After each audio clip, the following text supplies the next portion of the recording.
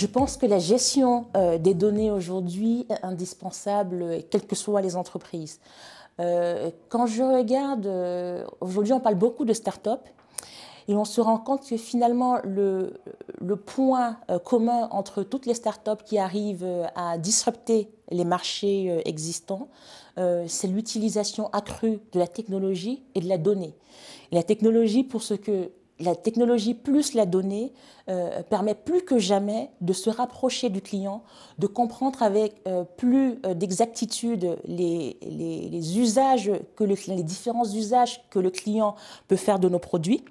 Et chez Betclic, en l'occurrence, ça nous aide énormément pour savoir quelles fonctionnalités développer en priorité sur l'application, quel type de message envoyer à nos clients, à quel moment envoyer ces messages, en quoi est-ce que le budget qu'on s'engage à faire auprès des actionnaires peut être réalisé, toutes choses égales par ailleurs. Donc la donnée, comme vous le voyez, est finalement essentielle pour le pilotage d'une entreprise comme Betclic, mais je pense que c'est beaucoup plus large que Betclic.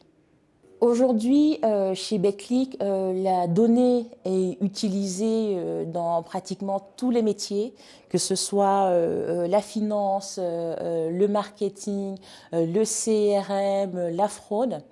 Un usage que je vais mettre en valeur en particulier, c'est l'usage qu'on a fait sur la détection de clients qui sont susceptibles de faire du blanchiment d'argent.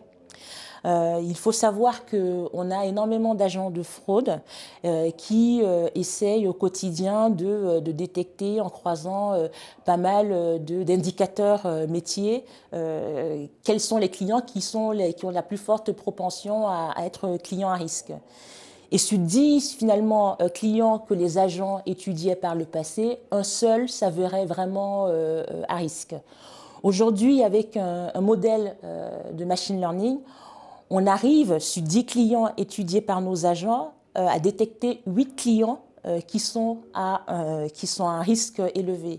Donc finalement, c'est une utilisation extraordinaire de la donnée, en ce sens où elle permet la collaboration entre une expertise technique en data scientist et une expertise métier. C'est quoi la fraude? C'est quoi le blanchiment d'argent? Et en plus de ça, finalement, elle permet d'augmenter le travail que des agents faisaient. J'imagine qu'au quotidien, quand on est un agent de fraude et qu'on parcourt 50, 100 fiches clients et qu'à la fin de la journée, on n'a détecté que 5 qui sont vraiment fraudeurs, si je peux le symboliser ainsi, c'est pas très gratifiant. On n'a pas énormément de sens, de valeur ajoutée qu'on crée pour l'entreprise et donc pour soi, on n'a pas énormément de sens au travail. Mais quand à la fin de la journée, sur 100 clients, on a détecté 80, c'est plus facile de se dire « j'ai servi à quelque chose ».